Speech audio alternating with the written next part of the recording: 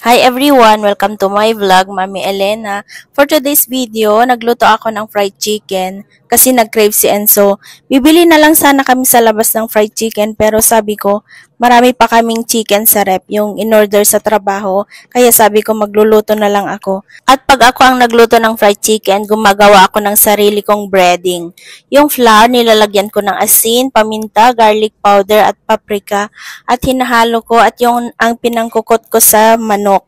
Masarap naman talaga ang mga nabibiling fried chicken sa labas pero iba pa rin ang sarap ng lutong bahay, yung sarili mong luto. Hi guys! So today we're gonna cook fried chicken. And so request. It's not a 10-minute video. Let's go! Let's go, baby. Yeah. Mama, I want them to show this. Chippy, chippy, chapa, chapa. Look at my name. Careful na.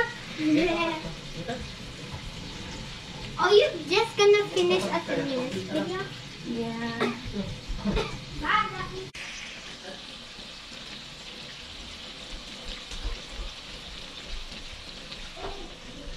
Yan.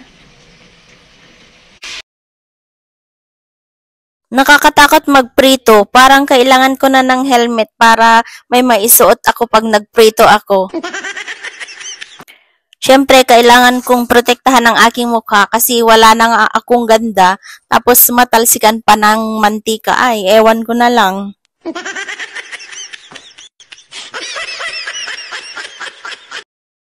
At habang nagluluto ako, napagtanto ko na madami pala ang nilabas kong manok, yung dinefrost ko. Kasi 2 siplak yung nilabas ko.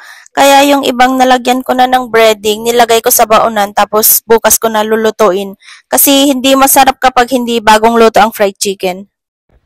Kukunin ko na yung kangkong kasi ang lalaki na. Yung tanim ko sa maseteria. Ayan. Oh, di ba ang ganda sa likod? Ito yung tanim ko, oh.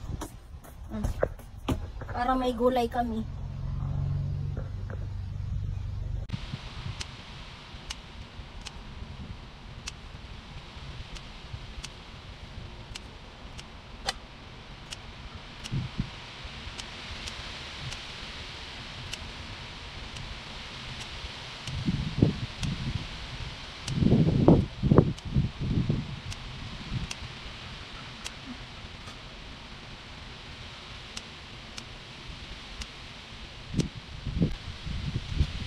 Na.